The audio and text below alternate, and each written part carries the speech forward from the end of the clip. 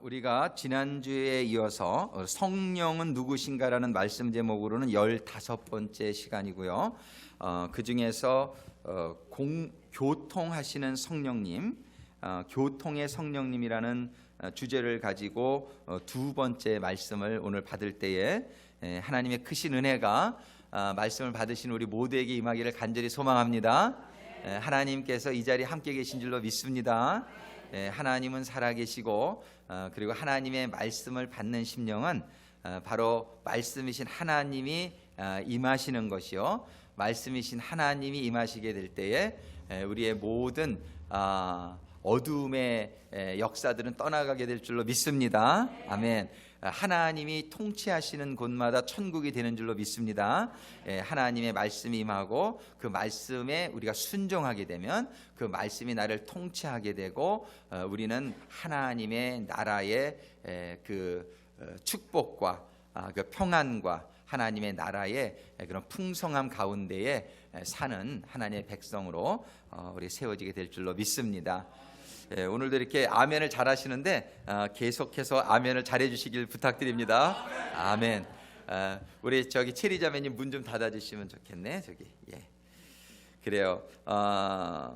우리가 지난주에 고린도후서 13장 13절의 말씀을 통해서 우리 목사님들이 축복하실 때에 예수 그리스도의 은혜와 아버지의 사랑과 성령님의 교통하심, fellowship, 영어로는 fellowship of the Holy Spirit이 함께하기를 축원합니다. 이렇게 기도하죠.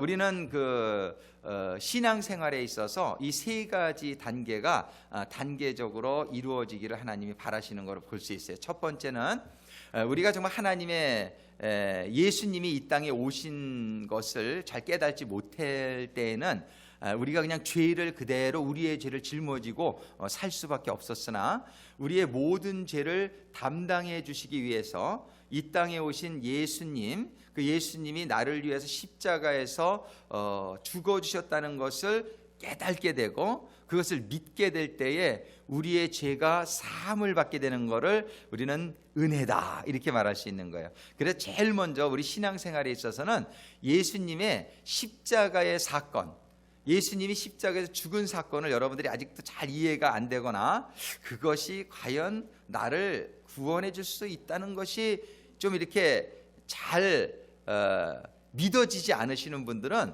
이 십자가의 사건을 먼저 많이 고민하시게 되기를 바라요.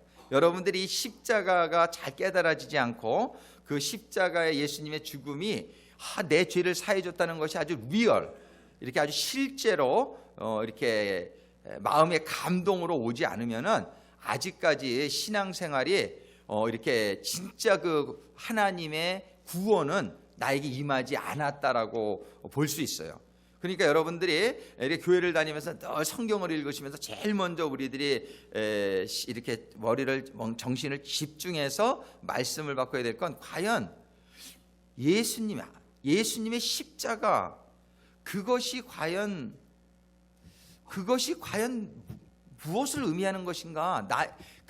나는 왜 그것이 잘 이렇게 감동이 안 될까? 지식으로는 있는데요, 머리에 지식으로 있는데 내가 정말 예수님이 나를 위해서 십자가에 죽어주셨다는 게 이게 참 믿어지는 게 기적이에요, 사실은.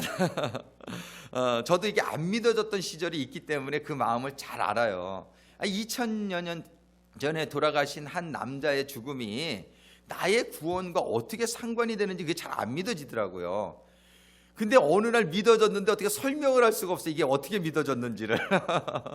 그러니까 이게 믿어지는 건 그냥 은혜다 이렇게밖에 말할 수 없는 것 같아요. 그러니까 이것이 아직까지 좀 나에게 구체적으로 믿음으로 감동으로 막 충격으로 이게 안 다가오시는 분들은요, 이거를 먼저 고민을 하세요.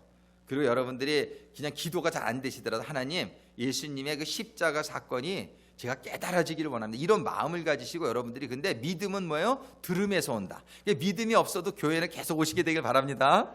믿음이 안 생겨도 그냥 들어야 돼요. 그러니까 믿음은 들음에서 오는 거예요. 성경을 읽으면서. 제가 그저께는 어디를 이제 세크라멘토를 가느라고 가면서 읽으면 좀 위험하잖아요. 그래서 보니까는 제 그 스마트폰의 성경 프로그램은 이게 이 보이스가 나오더라고요. 레코딩이. 그래서 틀어놓고 가니까는 말씀을 이렇게 들으면서 가니까 또 참 좋더라고요. 그래서 저는 요즘 하루에 40장 이상씩 읽느라고 아주 이렇게 열심히 하는데 부지런히 하니까 막 90장도 읽고 그렇더라고요. 그래서 막 한 달도 안 걸리겠다. 그냥 한 번 읽는 게 그런 지금 마음으로 막 진행을 하는데 그러다 보니까 그냥 뭐 운전할 때도 말씀을 듣고 그러면서 이렇게 쭉 진행해 나가는데 우리들이 말씀을 읽을 뿐만 아니라 여러분들이 또 일할 때는 이렇게 말씀을 틀어놓고 하셔도 참 좋을 것 같아요. 말씀은 믿음이라는 것은 성경이 분명히 들음에서 온다 그랬어요. 그러니까 여러분들이 잘 이해가 안 되시더라도 성경 말씀을 많이 읽으시고 또 많이 들으시고 설교들을 많이 듣게 되시기를 주님의 이름으로 축복합니다. 듣다 보니까 어느 날 믿음이 오더라고요. 그거 어떻게 설명할 수가 없어요. 믿음을 어떻게 논리적으로 이렇게 믿음을 어떻게 해서 이렇게 갖게 한다는 것이 이게 은혜예요. 그냥 믿음이 감동으로 어느 순간인가 나에게 이렇게 임하는 때가 있어요. 그냥 그때를 우리가 사모하시면서. 그래서 은혜가 제일 먼저예요. 근데 이 은혜를 받은 다음에는 두 번째 단계가 뭐냐면은 사랑을 깨닫는 거예요. 우리는 은혜는 받았는데 사랑을 깨닫지 못하면 신앙생활이 참 하나님이 기뻐하시는 신앙인으로 자랄 수가 없어요. 이 성경 전체가 가르쳐주는 게 사랑이라잖아요. 그죠? 이 사랑인데 이 사랑을 깨닫는다는 것이 또 쉽지가 않아요. 정말 사랑 중에 최고의 사랑은 독생자를 주신 아버지 하나님의 사랑인데 이게 또 잘 실감이 안 나는 거예요. 그래서 이걸 깨달아지기 위해서는 여러분들이 성경 공부도 많이 참여를 하시고 또 성경을 읽으시면서 기도하시고 그러는 가운데 하나님의 사랑이 깨달아지면 제가 여러 번 간증을 했지만 저는 정말 처음에 결혼할 때는 진짜 사랑을 모르고 결혼했다는 것을 제가 고백합니다. 아주 이기적인 사랑이었어요. 저 사람이 이뻐, 내 마음에 들어. 그러니까 I wanna marry you. 그래가지고서 그냥 결혼했어요. 누구를 위해서 했을까요? 나를 위해서 한 거예요. 나를. 내가 행복하려고. 내 마음에 드니까 그냥 내 옆에 두고 평생 살고 싶다. 그냥 내 마음에 나를 만족시키기 위해서 결혼한 거를 처음에 몰랐어요. 난 다 그렇게 그냥 사는 줄 알았어요. 근데 나중에 하나님의 사랑을 깨닫고 보니까 이 사랑은 내 만족을 채우고자 하는 거는 이기적인 사랑이고 세상은 다 그런 사랑을 해요. 근데 진짜 사랑은 나를 주고자 하는 게 사랑이더라고요. 근데 이기적인 사랑을 하니까는 맨날 싸웠어요. 우리는 왜 이거 안 하냐? 나를 위해서 살아야 되는데 나를 위해서 왜 안 사냐 이거예요. 근데 우리 집사람도 똑같더라고요. 당신은 왜 나를 위해서 안 사냐? 그러니까는 그냥 맨날 싸우죠. 근데 2년 만에 제가 결혼한 지 2년 만에 고민을 하다가 하나님의 사랑을 깨닫고 나니까 우리 가정이 너무 행복해졌잖아요. 저는 아내를 위해 살고 그러니까 아내도 또 감동받아서 남편을 위해 살고 그러니까 저는 얼마나 감사한지 몰라요. 하나님의 이 사랑을 제가 깨닫게 됐다는 것은 정말 가정을 세이브할 수 있었고 그것뿐만이 아니라 모든 사람의 관계 속에서 이제는 그전에는 저 사람을 새기면 나에게 무슨 유익이 될까 항상 그런 마인드가 있었는데 이제는 내가 저 사람에게 뭘 좀 해줄 수 있을까 이런 생각을 하니까 상대방이 좋아하잖아요.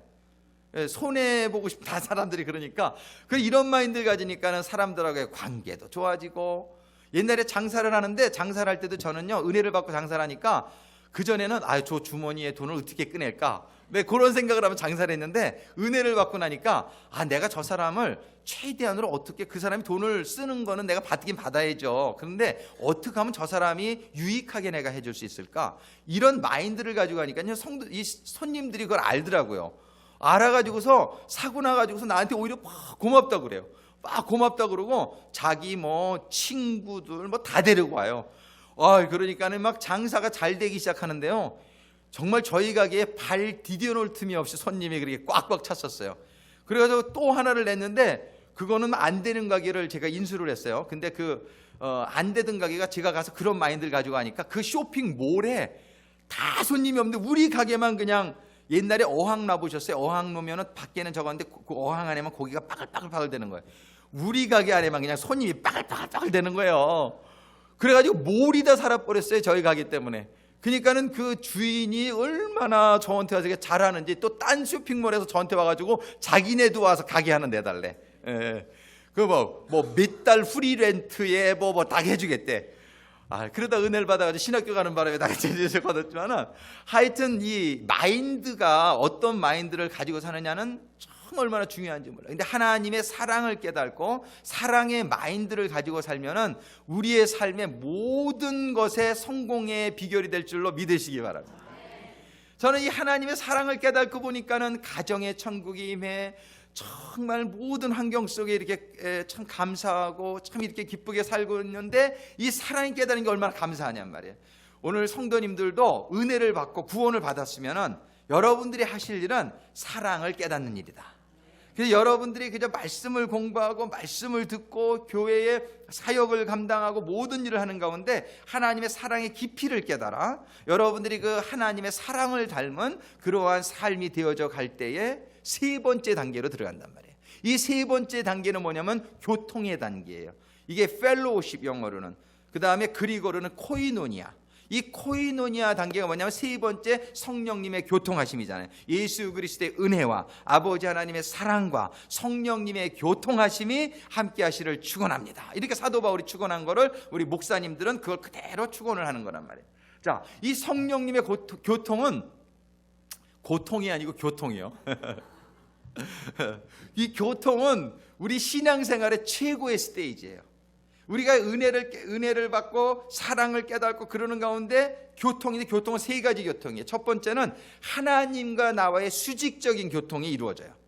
은혜를 받고 사랑을 깨달으면은 하나님과 나와의 이 버티컬 코이노니아, 이 수직적인 교통이 이루어지면서 나에게 하나님의 평안이 임하고 하나님의 지혜가 임하고 하나님의 능력도 임하고 하나님의 나라가 임하는 역사가 일어나는 것이 이 버티컬 코이노니아예요. 그 두 번째로 임하는 건 뭐냐면은 호라이젠털 코이노니아. 이게 수평적인 교통이다 그러는데 그거는 성도들과의 교제를 말하는 거예요. 이제 성도들 간에 영적으로 저들을 위해서 우리 사랑하는 성도들을 위해서 기도해주고, 그 다음에 혼적으로 위로해주고 권면해주고, 육적으로 필요한 사람이 있으면은 내 거를 팔아서라도 그 사람들을 도와주고, 이것이 영과 혼과 육의 그러한 사람들 성도들 간의 교통이 이루어지게 될 때에 우리들의 성도의 공동체가 천국이 될 줄로 믿습니다. 예, 부부간뿐만이 아니라 부모와 자식지간에서도 성도 간의 관계 속에서 이 믿음의 관계 속에서 우리가 이런 성도의 교통, 이게 수평적인 교통이 이루어질 때에 우리들은 얼마나 삶이 행복해지고 기뻐지는지 모른단 말이에요. 우리 신앙생활의 결국은 행복해야 될 줄로 믿습니다. 하나님이 이걸 주시기를 원하시는 거예요. 그래서 너희들은 은혜 받아라, 너희들은 사랑을 깨달아라. 그런 가운데 하나님과 성도들 간의 교통에 들어오라는 거예요. 근데 우리가 한 가지 교통이 더 있어요. 그거는 뭐냐면은 세상을 향한 교통이에요. 하나님께서는 우리가 은혜 받고 우리만 구원받으라고 그러지 않으셨고, 우리 보고 이제 너희가 구원받았느냐, 너희가 성숙이 됐느냐, 그럼 너희는 가라, go and make disciples. 너희는 세상으로 가서 아직 하나님의 진리를 모르는 많은 이 세상의 우리 형제자매들을 하나님께로 인도해 오라는 것이에요. 그것이 세상을 향한 하나님이 교통, 더불어 사는 삶. 하나님이 믿지 않는 자들은 저런 마귀의 새끼들 이런 식으로 정죄하거나 판단하지 말고, 저희들도 다 하나님의 자녀들이요, 하나님이 다 구원받기를. 오늘 김정구 정교님께서 기도하실 때에 정말 디모데전서 2장 4절의 말씀을 인용하시면서 모든 사람이 구원에 이르시길 원하시는 하나님, 정말 하나님은 한 사람도 멸망에 이르기를 원치 아니하시는 하나님이신 줄로 믿습니다. 하나님의 말씀이, 하나님은 모든 사람이 구원받기를 원하신단 말이에요. 그러면 이제 구원받을 우리들 보고 뭐라고 말씀하지? 네가 정말 나를 사랑하면 저들도 다 나의 자녀들인데 너희들이 너의 형제를 위해서 나가서 복음을 전하고 저들을 인도해야 되지 않겠느냐 말씀하시는 거예요. 정말 우리는 하나님의 그 사랑을 이해하고 하나님의 그 안타까운 심령을 이해하는 가운데에 하나님께서는 우리가 세상으로 가서 예수님이 천국을 뒤로하고 이 세상으로 오셨듯이, 이것이 성육신의 정신이란 말이에요. 우리는 이제 거룩함을 받았으나, 우리는 이제 의로운 사람들이 되었으나, 이제 하나님께서는 우리 보고 이제 변화되고 성숙되어지는 가운데에 세상으로 나가서 그들과 코이노니아의 관계, 세상 사람들과의 교제를 나누고 그 사람들을 하나님의 나라로 인도하는 데에 우리의 삶을 세 번째 단계를 살으라고 말씀하시는 거예요. 그래서 우리는 이 호라이젠털 그 릴레이션십 다음에 그 다음에 세상을 향한 toward the world, 이 세상을 향한 코이노니아. 그래서 이 코이노니아는 세 가지의 그런 방향성을 가지고 우리가 나가야 된다. 우리 지난주에 그런 말씀 우리가 나눴단 말이에요. 오늘 그런데 우리의 질문은 뭐냐면요, 이 코이노니아를 정말 하나님과의 교통 안에 들어가게 되기를 원하고, 우리가 성도들 간에 하나 되는 교제의 관계가 이루어지기를 원하고, 세상을 향해서 우리가 나가게 되기를 원하는데 how to 어떻게 이 교통의 단계에 우리가 들어갈 수 있겠느냐, 이런 우리의 질문은 오늘 여기에 포커스를 좀 맞출 수 있게 되기를 바라요. 오늘 본문 사도행전 2장의 말씀을 읽었는데요, 여기에 보면은 이런 교통, 이런 코이노니아의 관계가 이루어진 첫 번째 장면이 이루어지고 있어요. 이 코이노니아가 언제 이루어졌냐면은 성령의 충만함을 저희들이 받게 되었을 때에, 성령을 충만하게 받게 되자 저들이 3,000명이 넘는 사람들이, 오늘 본문의 말씀에 보면은 저들이 41절에 그 말을 받는 사람들은 세례를 받음에 이날의 제자의 수가 3,000이나 더하더라, 이렇게 기록하고 있어요. 그리고선 저희가 사도의 가르침을 받아 서로 교제하며, 이 교제가 그리고로 코이노니아예요. 이 교제하며 떡을 떼며 기도하기를 전혀 힘쓰니라. 그러다가 44절에 보니까 믿는 사람들이 다 함께 있어 모든 물건을 서로 통용하고 또 재산과 소유를 팔아 각 사람의 필요를 따라 나눠주고, 46절에 보니까 날마다 마음을 같이하여 성전에 모이기를 힘쓰고, 마음을 같이하여 성전에 모이기를 힘쓰고 집에서 떡을 떼며 기쁨과 순전한 마음으로 음식을 먹고, 47절에 하나님을 찬미하며, 이렇게 살다 보니까 온 백성에게 칭송을 받으니, 이 교회가요 성령 받고 저들이 이런 사랑의 공동체 코이노니아가 이루어지자 온 세상들이 우리 사랑하는 것을 보게 됐어요, 교인들이. 그러니까 저들이 칭송을 하면서 하나님께로 나아오는, 주께서 구원받는 사람을 날마다 더하게 하시는, 정말 이런 역사가 최초의 교회에서 이루어졌단 말이에요. 근데 우리가 너무나 안타까운 것은 오늘날 교회가 이런 칭송을 듣고 있느냔 말이에요. 칭송을 듣고 있는 교회도 좀 있는데 많은 교회들이 칭송을 듣지 못하고 있어요. 오히려 많은 교회들이 손가락질을 받고 있고, 사람들이 아주 교인이라고 그러면은 아주 그냥 나 교인한테 사기당했어 막 이러는 사람도 있고, 아주 그냥 교회에 대한 이미지가 아주 안 좋은 그런 시대가 지금 되어 있는 것을 우리가 느낀단 말이에요. 자, 우리는 뭔가가 잘못되었다는 것을 우리가 깨달을 수 있어야 돼요. 그래서 우리는 오늘 정말 말씀의 포커스를 잘 한번 우리가 고민을 하면서 이들이 어떻게 그런 칭송받는 그런 사랑의 공동체, 성령의 공동체에 이룰 수 있었을까, 이것을 우리가 한번 같이 생각해 보기를 원합니다. 정말 이 성령의 공동체 한번 역사를 먼저 한번 보겠어요. 이런 사랑의 공동체가 초대교회만 있고 없어졌느냐? 그렇지는 않아요. 역사적으로 쭉 보면은, 이 파워포인트 한번 쭉 내려보세요.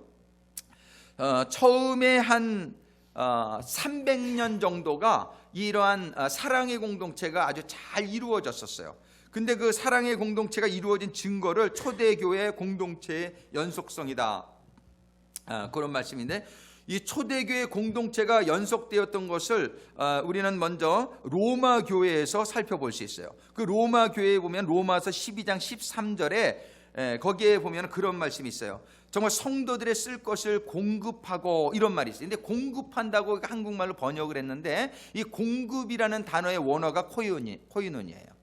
그러니까 성도들의 쓸 것을 공급하라, 이 말을 직역하면 어떻게 되냐면 성도들의 필요를 채우기 위해 코이노니아, 즉 공동 소유를 실행하라, 이런 뜻이었어요.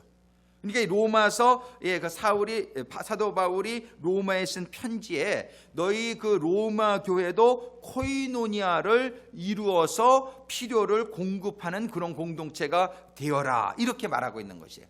이런 코이노니아가 실질적으로 이루어졌다는 증거가 그 다음에 로마서에 보면 쭉 나옵니다. 그 다음에 마게도니아 교회에서도 보면 고린도후서 8장 1절부터 14절의 말씀에 보면 특별히 8장 14절에 그런 말이 있어요. 유효한 것으로 부족한 것을 보충하여 평균케 하라, 이런 말이 있어요. 유효한, 남는 것으로 부족한 것을 보충해서 이렇게 다들 부족함이 없게 하라. 근데 여기에 보면은 그 8장 1절에 하나님의 말씀에 연보라는 단어가 나와요. 연보, 서로 연보해가지고. 근데 연보라는 말, 우리 헌금을 연보라 그러잖아요. 근데 이 헌금 연보의 원래 원어가 또 코이노니아예요. 그러니까 이 연보한다고 할 때 이거 뭐냐면은 많이 있는 사람들을 좀 많이 연보해가지고 부족한 사람들을 도와주는 데 써라, 그래가지고 공동 소유의 개념의 연보라는 말이에요. 원래 헌금이라는 말의 어원이 거기에 있다는 거예요. 그러니까 마게도니아에서도 그런 코이노니아의 정신이 흘렀고 그러한 삶이 이루어졌던 걸 볼 수 있어요. 그 다음에 그런 골로새서에도 4장 15절, 그다음에 빌레몬서 2절, 거기에 보면은 이런 코이노니아의 공동체로 가족교회, 하우스 처치들이 이렇게 구성되었던 말씀들이 쭉 나와요. 그래서 집에 모이는 공동체, 이거를 우리가 보통 코이노니아 공동체로 표현을 하는데, 이 코이노니아가 딱 집에만 모이는 게 코이노니아는 아니에요. 여러분들 사도행전 오늘 본문의 말씀에 보면은, 거기에 보면은 사도행전 2장 46절에 날마다 마음을 같이하여 성전에 모이기를 힘쓰고, 그리고 나서는 집에서 떡을 떼며 이랬죠. 그러니까 우리 교회는 사실 두 군데서 꼭 모여야 돼요. 하나는 뭐냐면 성전에서 모이는 거예요. 근데 성전에서 모이는 거는 전체 예배를 보여서 모이는 거고요. 그 다음에 분명히 성경 뭐라고 하면 집에서 떡을 떼며 이랬어요. 이 집에서 모이는 모임이 우리 교회에서 하고 있는 공동체 모임이에요. 그래서 왜냐하면 이런 전체 예배에서는 이런 조금 그룹에 예수님이 보여주신 12제자의 공동체를 이루어갈 수가 없잖아요. 그리고 서로의 어려움들을 알 수가 힘들어요. 이렇게 사람들이 여러 그냥 인사하고 그리고 전 밥 먹고 그냥 헤어지지만 속사정을 서로 알 수가 없단 말이에요. 여러분들이 그래서 성경에서 뭐라고 말씀하시냐면 전체적으로 모여서 하나님을 찬양하고 하나님을 예배하고 이런 거 참 중요하다는 거예요. 이거 참 중요하지만 동시에 집에서 소그룹으로 모이라고 성경은 얘기하는 거예요. 그 소그룹으로 모일 때에 거기에서 기도의 제목들이 나눠지고 서로를 위해서 기도해주고 권면해주고 또 거기에서 끈끈한 그런 가족 공동체로서 형성이 되어질 수 있는 환경이 가정에서 마련되어진단 말이에요. 그래서 올해 우리 교회 목표가 첫 번째 뭐예요? 각 지체가 서로 연락하고, 이건 조이닝이 조인 투게더. 그 다음에 뭐냐면 상합하고요. 상합은 held together인데 영어로 이 상합되는 것은 가정에서 이렇게 정말 끈끈하게 가정에서 이런 가족과 같은 사랑의 관계를 가지지 않고는 상합되기가 참 힘들다는 거예요. 근데 오늘날 21세기 교회가 대부분 주일날 교회 가서 예배 한번 드리면 끝나잖아요. 근데 그런 예배 가지고서는 상합이 되질 못하는 거예요. 그래서 이게 참 너무나 아쉬운 건데, 우리 교회는 이 가족 공동체, 이게 바로 코이노니아가 이루어지는 아주 최소의 단위예요. 그래서 가족 공동체에서 코이노니아가 이루어질 때에 우리 전체 교회가 코이노니아가 이루어지지, 이게 없이는 전체적으로는 디스커넥티 처치가 돼버릴 수밖에 없어요. 교회 와서 얼굴은 하는데 전혀 커넥션이 없는 거예요. 저 사람이 뭘 하는지도 몰라요. 저 사람이 무슨 어려움이 있는지도 몰라요. 이게 바로 디스커넥트 처치예요. 근데 사단은 어떻게 해서라도 이 교회를 디스커넥트하게 만들기 위해서 교회도 가라 다 하는데 이 소그룹 운동이 얼마나 방해받는지 몰라요. 그래가지고 이 현대 교회에서 정말 이 소그룹이 활성화돼서 잘 되는 교회는 참 많지 않단 말이에요. 근데 우리는 이 가족 공동체, 이 소그룹에서 코이노니아가 이루어지는 것이 우리 교회의 본질을 회복하는 것이다. 여러분들 교회라는 말의 뜻이 뭔지 아세요? 교회라는 말의 뜻은 부르심을 받은 자다, 이런 뜻이에요. 그런데 이 교회의 머리가 누구예요? 예수님. 그죠? 에베소 1장에 보면은 교회의 머리는 예수님이고 우리 성도들은 다 교회의 지체다, 이렇게 얘기하는 거예요. 그러면 머리 대신 예수님을 모시고 성도들이 다 이렇게 커넥트가 되어져야 된단 말이에요. 이 커넥트가 되어지는 게 교회는 바로 커넥트가 된, 연결이 되어진 믿는 자들의 공동체가 교회란 말이에요. 그렇죠? 그런데 이 교회의 본질이 연결이에요. 교회의 본질이 릴레이션십이에요. 교회의 본질이 교제란 말이에요. 교통. 이 교제와 교통이 이루어지지 않으면 그거는 정말 교회라고 볼 수가 없는 거예요. 예수님이 머리고 우리 성도들은 전부 손이 되고 발이 되고 입이 되고 눈이 되고 귀가 되고 이렇게 해가지고 우리가 예수님의 몸을 이루어 나가야 우리는 교회를 이루는 것이고 나는 교회의 몸이 되는데, 교회는 나와도 나는 봉사는 절대 안 하려고 그랬는데 어쩌나 금요일에 제가 친구를 만났는데 그러더라고요. 아유 근데 어떻게 그냥 재정을 맡게 됐다고 그러더라고요. 그래서 봉사 열심히 해라. 감사하게 생각하고 열심히 해라. 대부분 분들이 교회는 나간다는 조용히 나갈 거야, 그냥 아무것도 난 안 할 거야, 그게 무슨 겸손이라고 생각하시는데, 물론 겸손한 마음으로 그러실 수도 있겠지만은 그러서는 안 돼요. 교회에 나오셔가지고서는 그냥 뭐를 좀 나를 시켜달라고 자원하셔야 돼요. 왜냐하면 이 교회는 예수님의 몸이니까 교회에 내가 연결이 돼야져야 된다라는 그런 생각을 가지시고, 정말 아무것도 안 시키시면 여러분들이 그것 때문에 컴플레인 하셔야 돼요. 아니 나는 교회 나오는데 왜 아무것도 안 시켜? 아멘.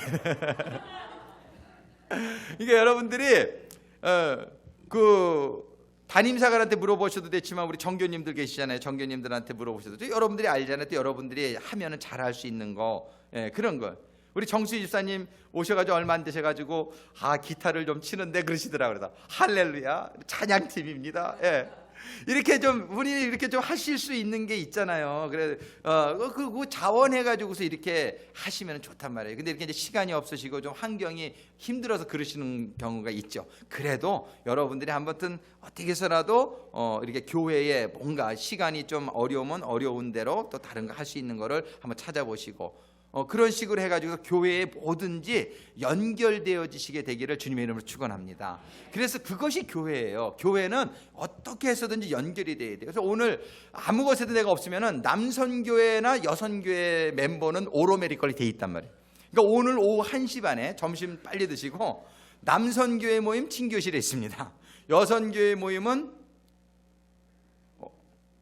여기 예배 보는데 1시 반에 여선교회 모임은 1시 반에 저기 음악실에서 모이면 되겠다. 저 회의실이요. 그렇게 해서 우리들이 어딘가에 소속이 돼 있게 되기를 주님의 이름으로 축원합니다. 그래서 내가 이렇게 교회에 소속이 돼 있는 것이 교회의 생명이에요. 내가 연결되어 있지 않으면 꼭 예수님이 나무고 너희들은 가지인데 가지가 나무에 붙어 있어야지 나무에 떨어져 있으면은 너희들이 열매를 못 맺는다 그러는 거예요. 이게 영양분을 공급을 받지 못하니까 그 가지가 드라이 된다는 거예요. 말라져가지고 지금은 아직까지 가지를 잘라놔도 한동안은 푸릇푸릇하지요. 그러나 이게 하루가 지나고 이틀이 지나고 시간이 지나면서 잎사귀가 말라지고 생명을 잃게 되잖아요. 그래서 교회에 붙는다는, 교회에 뭐를 맡으신다는 것은 이거는 생명하고 직결되는 것이다, 이렇게 생각하셔야 돼요. 왜냐하면 예수님이 나무예요. 하나님은 농부로 표현하신단 말이에요. 그래서 여러분들이 무슨 일이든지 교회에 연결되어질 수 있게 되기를 주님의 이름으로 축원합니다. 이것이 교회예요. 교회는 연결되어져야 돼요. 이 코이노니아가 이루어져야 돼요. 이 코이노니아가 이루어지는 게 교회인데 이 코이노니아의 그 진짜 연결되는 가운데에 우리는 그 코이노니아에도 퀄리티가 있다, 이렇게 보시면 돼요. 질이 있어요. 그 코이노니아의 질이 있는데 우리 교회 정도가 있는데 성경에서 말하는 가장 아름다운 코이노니아는 어떤 코이노니아면요, 공동 소유가 이루어지는 코이노니아예요. 그러니까 네 거 내 거가 없는, 그게 바로 가족 같은 관계잖아요. 여러분들 집에 가면 편하시죠? 지난주에도 말씀드렸지만 저는 집에 가면 제일 편해요. 왜 편하냐면 그냥 편해. 그냥 빤스만 입고 돌아다녀도 괜찮아. 우리 또 밖에 있을 때는 조금 이렇게 격식 차리고 좀 예의 차리고 좀 그래야 되는데 그냥 집에 가면 편하단 말이에요. 근데 우리 정교님들하고 제가 이제 친하게 지내다 보니까 정교님들하고 있으면 편해요. 일반 성도님들이 있는 것보다 정교님들하고 있으면 그냥 뭐 속내 얘기도 다 하고, 제가 우리 김진수 정교님한테는 비밀을 다 얘기한단 말이에요. 근데 우리 성교님들만 돼도 저에 대해서 모르는 게 있어. 이게 이렇게 이제 아직 조금 가리는 그런 게. 근데 우리 일반 성도님들은 저에 대해서 모르는 거 많아요. 그게 뭐냐면 이렇게 가까운 정도죠. 그것이 그래, 가까운 정도요. 근데 가까이 다 알면은 그 다음에는 그냥 편한 거예요. 다 알면은. 그래서 우리가 집에 가면 편한 거예요. 집에 가서 편하니까는 좋잖아요. 그냥 딱 들어넣어서 그냥 이렇게 이제 편하게 그냥 화장실에 앉아서 화장지 갖다 줘 이러기도 하고, 그죠? 이 집은 편한 거예요. 그런데 우리의 이 성도의 관계 속에서도 그런 관계까지 가면은 좋겠습니까? 안 좋겠습니까? 좋단 말이에요. 이게 가족 같은 관계로 가게 되면 그만큼 우리가 편한 거예요. 교회 와도 집까지 편한 거야. 교회 와도 그냥 교회 와서 막 그냥 자빠져 자도 괜찮아요. 이제 교회 조라도 괜찮아요. 조라도 제가 가끔 뭐라고는 하지만 그게 괜찮아요. 저라도 집에서 그냥 계시는 것보다 교회 와서 조시면은 가족끼리니까 졸 수도 있죠. 편하게 조세요. 이거 하시면 편하게 조시고 가족끼리니까는 그냥 괜찮은 거예요. 그리고 이렇게 뭐라고 그래도 그게 그냥 가족끼리니까 서로 편하게. 이거 어려운 얘기를 할 수가 있잖아요. 근데 이게 제일 요즘 어려운 힘든 게 뭐예요? 얘기할 사람이 없어. 그러면 이게 참 외롭고 쓸쓸하고 힘들잖아요. 근데 우리 그냥 100여 명의 우리 성도님들이 그냥 다 가족 같아. 그러면 신바람 날 것 같아요. 얼마나 좋아요. 그래서 우리는 이 코이노니아라는 것이 네이블이 있는데 성경에 보니까는 지금 사도행전 2장 오늘 본문의 말씀에 보니까 이분들이 니께 내게 없어지네. 이게 가족이잖아요. 아니 가족끼리 니끼 내끼 어디 있어요? 우리 딸이 그냥 용돈이 떨어졌는지 전화가 와서 아빠 저기 돈 좀 보내달라고 미안해가지고 막 그래. 그래서 미안한 게 뭐가 있냐, 나중에 돈 벌어서 갚아라. 하여튼 그건 이제 얘네들한테 좀 저걸 해주기 위해서 그런데 니께 내게 없잖아요. 막 없어서 못 주죠. 없어서 못 주지. 그냥 다 주고 싶은 게 가족 아니에요. 우리 성도들 간에 그런 관계가 된다면 얼마나 좋겠냐. 근데 거기까지 못 나가니까는 우리가 거기까지 나가는 게 우리 목표가 되어야 될 줄로 믿습니다. 근데 성경에서는 그런 관계가 가능하다는 거예요. 가능해. 그리고 그게 한 300년 정도 연결이 됐어요. 쭉 이렇게 300년 정도는 그게 연장이 됐는데, 300년 정도는 어떤 시대였냐면은 기독교가 핍박을 받던 시대예요. 그러니까 기독교인이 되려면은요, 진짜 하나님을 만난 사람이면 아니면 기독교인이 안 되는 거예요. 그 당시에는요. 왜 그러냐면 이건 죽으냐 사는, 기독교인이 된 거 걸리면 죽는데, 예? 그냥 겉모양으로 기독교인 된 사람이 기독교인 행세를 하겠어요? 안 하죠. 아니라고 막 이러지. 죽인다는데. 근데 진짜 하나님을 만난 사람들은요, 막 땅 속에다 굴을 파고 들어가서 카타콤이라는 교회를 만들고 산 속에 들어가가지고 막 굴을 파가지고서 공동체 생활을 막 하는 거예요. 그러니까 이 처음에 한 300년 기독교가 로마 정부에서 공인이 되기까지는요, 얼마나 핍박을 받았는지 몰라요. 이건 생사의 문제였어요. 특별히 그 당시에 목사님들, 사제들은요, 교인도 죽는데 목사는 뭐 1순위지 0순위지 죽이는 거예요. 그러니까 그 당시에 목사는 이제 뭐 생명 뭐 완전 내놓은 사람 아닌 목사가 못 되는 거예요. 그 당시에는. 그러니까 어떻게 돼? 신앙이 아주 순수했어요. 신앙이 순수하고 전부 다들 좀 가난했어. 기독교인들이 이렇게 바뀌어야 돼. 그러니까는 그냥 다 땅 속에서 공동체 생활하고, 그러니까 네 거 내 거 뭐 따질 것도 없어. 뭐 가진 것도 없으니까. 그러니까 이 공동체 생활이 자연히 잘 됐어요. 근데 4세기 말에 한 393년인가요? 그 기독교 공인이 되자 콘스탄티누스 환장이 아니고 황제에 의해서 이 기독교가 공인이 되자요, 교회가 정부의 지원을 받기 시작했어요. 정부의 지원을 받기 시작하니까는 이제는 막 교회들이 막 지워지고, 그러면서 사제가 되면은, 그 당시에는 이제 신부라고 볼 수도 있죠. 목사가 되면은 월급이 막 나오는 거예요, 나라에서. 그리고 그냥 뭐 또 돈만 나오는 게 아니라 막 땅도 떼어줘요. 그 당시에 막 이 교회들한테 막 땅도 떼어주고요. 그러고서는 또 명예도 얻어요. 막 존경도 받아요. 막 이러다 보니까 사제 되면은 죽는다는 건 옛말이야. 보니까 보기 좋아. 그러니까 너도 나도 이제 사제가 되려고 하는 사람들이 많이 생겨졌어요.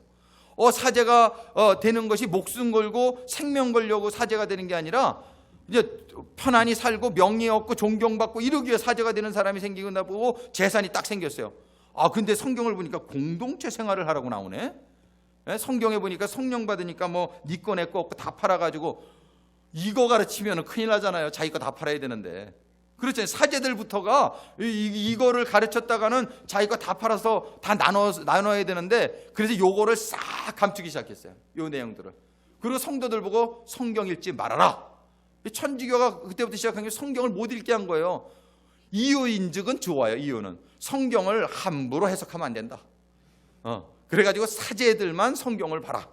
이렇게 된 거예요. 사제들이 자기네 편한 대로만 설교하는 거예요.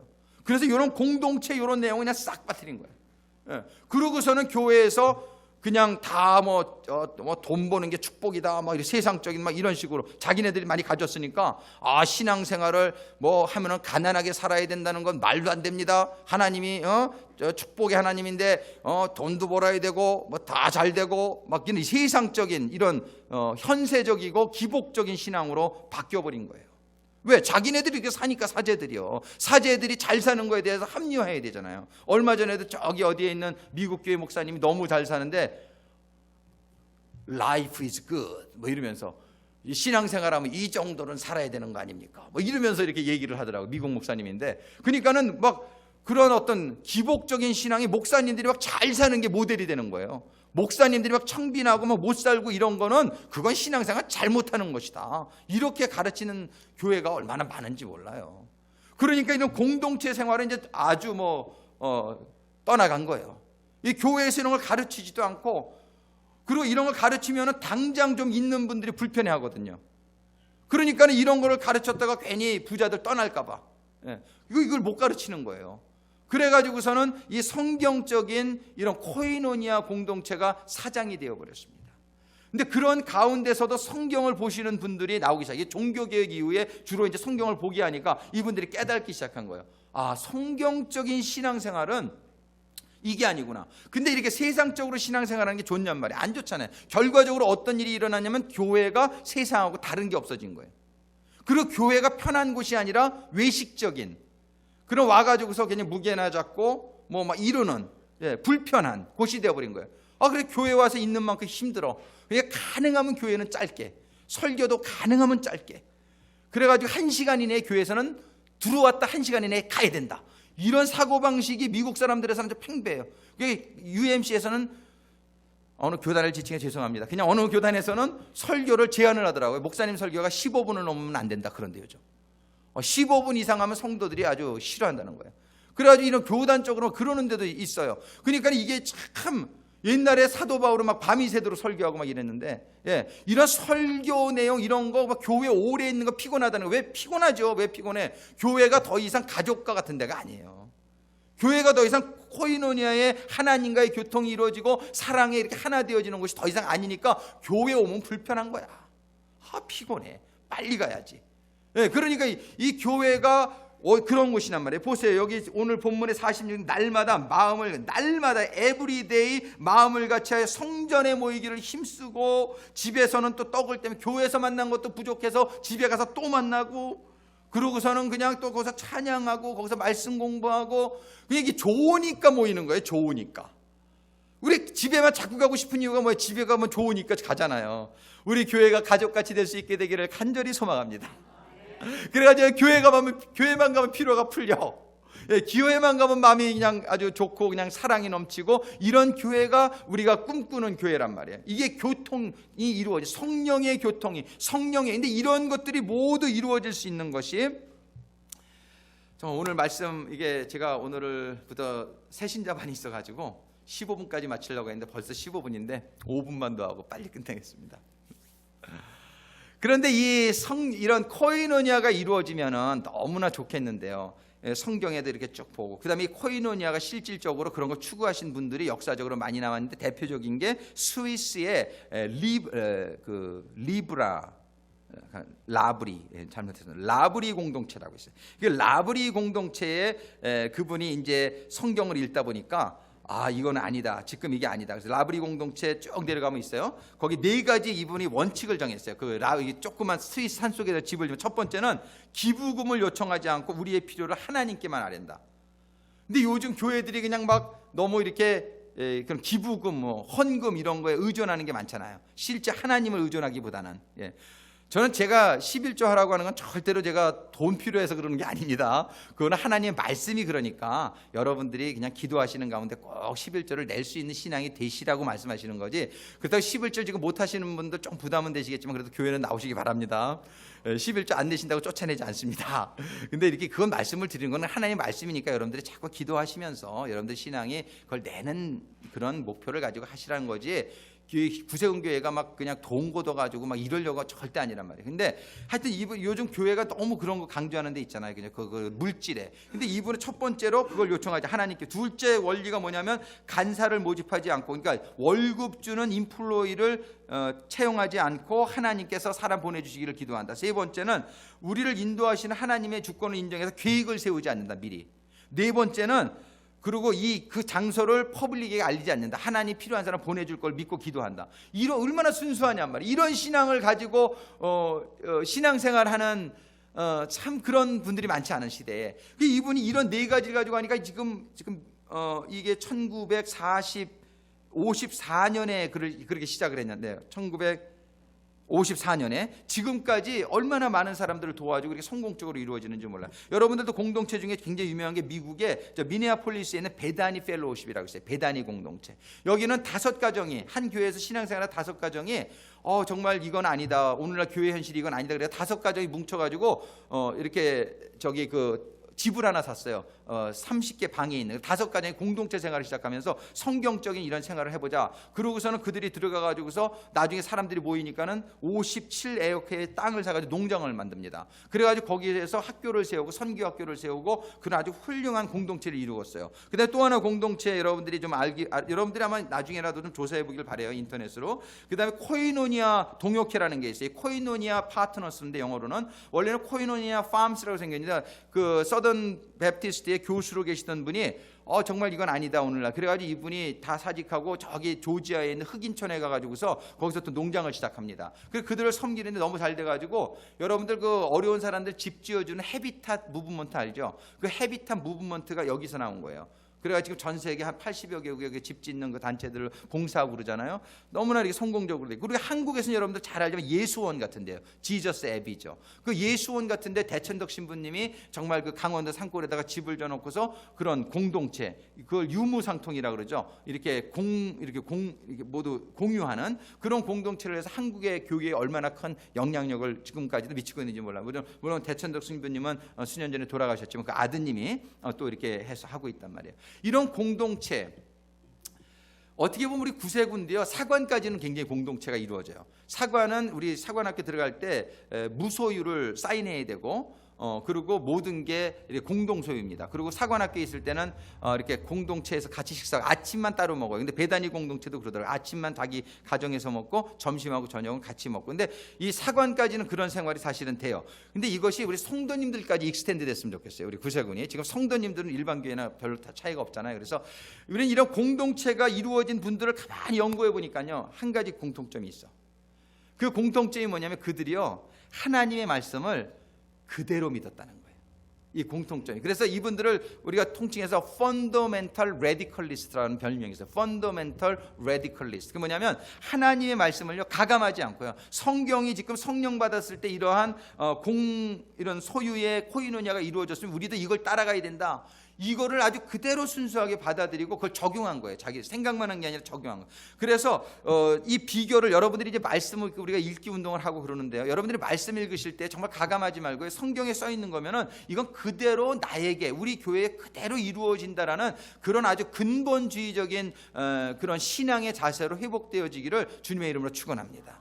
성경에 이렇게 써 있지만 어떻게 이게 돼? 이런 생각은 안 된단 말이에요. 이런 생각이 되면 우리가 타협하게 되고 그런단 말이에요. 우리가 이제부터 성경을 읽을 때에 이분들의 공통점을 제가 이렇게 쭉 보면서 발견한 것이 뭐냐면 맨 밑에 있지만 단순한 믿음이에요.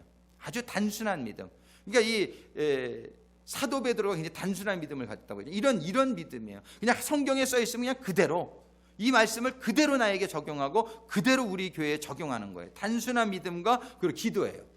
이 단순한 믿음과 이 기도가 이런 공동체들을 다 했고, 최초의 교회도요, 성령 충만을 받았는데 그들이 받은 이유가 뭐냐면요, 예수님께서 승천하시면서 500여 명에게 얘기했어요. 너희들은 예루살렘을 떠나지 말고 내가 아버지의 약속하신 성령의 충만을 기다리라 그랬어요. 그런데 380여 명이 떠나갔어요. 근데 120여 명은 그대로 남은 거예요. 예수님이 하신 말씀을 그대로. 그래서 그대로 남아서 열흘 동안 기도하다가 저희들에게 성령 충만이 임한 것이죠. 그 성령 충만이 임하자 저들에게 이런 공동체가 형성되었다는 것이에요. 우리는요, 단순한 믿음, 정말 순수한 믿음으로 회복되어질 수 있게 되기를 주님의 이름으로 축원합니다. 우리가 이제 말씀을 읽기를 사모하고 읽는 가운데 여러분들이 그 말씀을 그대로 받아들이시고, 그리고 그것이 생각만 해가지고 이루어지지 않으니까 기도하시면서 그 말씀이 나에게 이루어질 수 있도록 기도할 때에 우리의 교회에서, 또 우리의 모든 속한 공동체에서 하나님의 이런 아주 행복한 공동체가 이루어지는 날이 오게 될 줄로 믿습니다. 기도하시겠습니다.